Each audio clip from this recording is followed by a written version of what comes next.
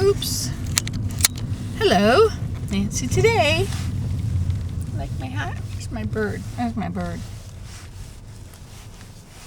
She had a nest and eggs and everything, but the eggs fell out, rolled across the parking lot one day. I got them back in, and she raised them, and then they flew away. Yep. I was dripping broken eggshells for a while there. So, I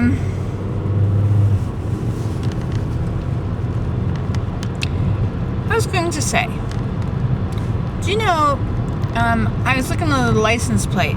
It said North Carolina, first in flight. And I suppose that has to do with the guy that, Lindbergh, was it? Sorry, sailed across the ocean in 1927, May 22nd or something. Trivia. And he must have come from North Carolina, or maybe did it in North Carolina or something like that. Anyway, so now the license plates say, North Carolina, say first in flight.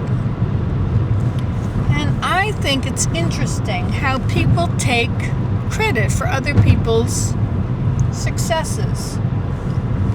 Do you notice that?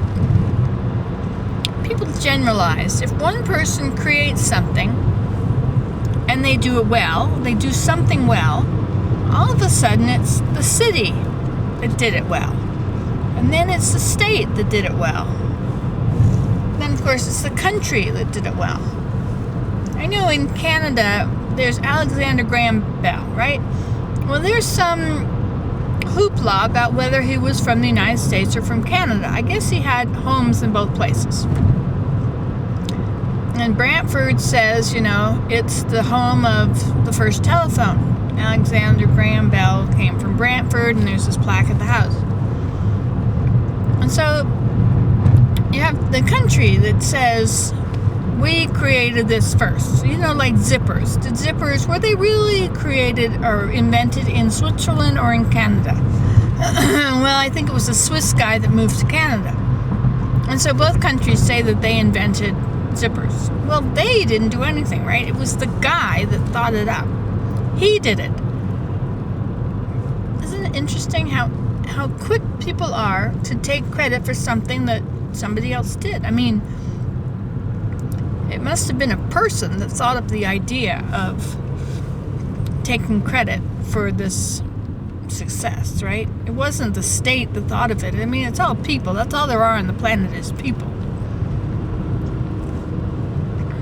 I just think it's quite interesting how so quick we are to take credit for what other people have done. My sister's quite a success, but it's her that's the success. It's not me. It's not my family that's this great success. It's not my town or my country or something that's this great success.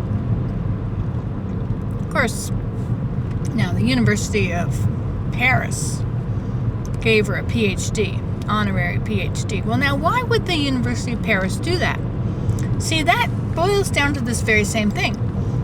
And Peter Zosky, he was a great Canadian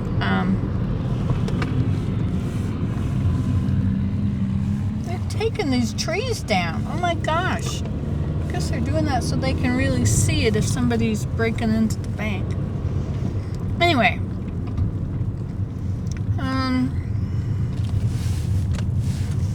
So Peter Zosky was given an honorary PhD from some university in Canada. Different people that are quite smart, have learned a lot of things. I thought it's just that they knew as much as somebody. I'm not going to go to Schlotzsky's. I'm going to go to Subway. Subway's a lot better than Schlotzsky's, I think. See if they have the Angus beef my mom wants.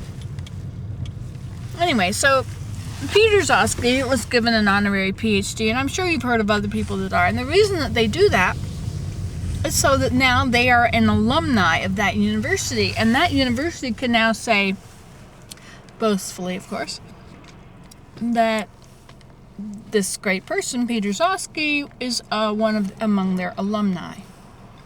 as if they taught him all that stuff that made him so smart and quite famous.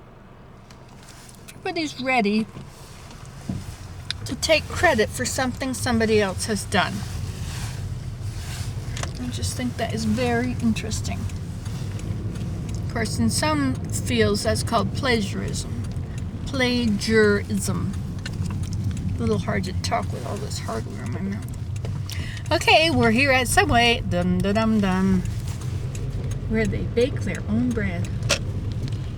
Wonder if I can grind it up in my food grinder. Okay, talk to you later. Goodbye.